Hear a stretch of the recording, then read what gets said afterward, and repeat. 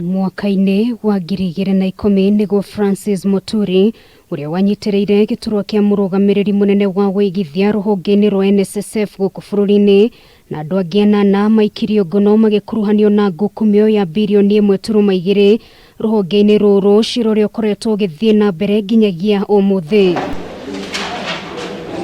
Makiria ma miaka 10 thutha, Moturi ni anyitikanire na mahitia ma gukungia wara na gucungiriria kura kwa mabilioni ma mbeca ruhonge-ini ruru kuria twereirwo kioho kia miaka 14 njera kana arihe faini ya ciringi bilioni 2.6. That there is good reason to hold them equally culpable, for if it were not for them, these horrendous crimes would not have been committed. Kiroko kia umuthi, Moturi kuhitukira mawakiri yake ni agwikite ihoya ria guterio heani wa itua ria mwisho, akiuga ari na riboti cia ndagitari cia kuonania ndakoretwo akigwa wega mwiri, ihoya riria rikirio nja ni mucirithania Lawrence Mugambi. Actions, NSSF lost a staggering 1,201,143,372 shillings and 40 cents. Ihinda-ini riu mucirithania Mugambi no atwereire andu angi atatu nio David Githaiga,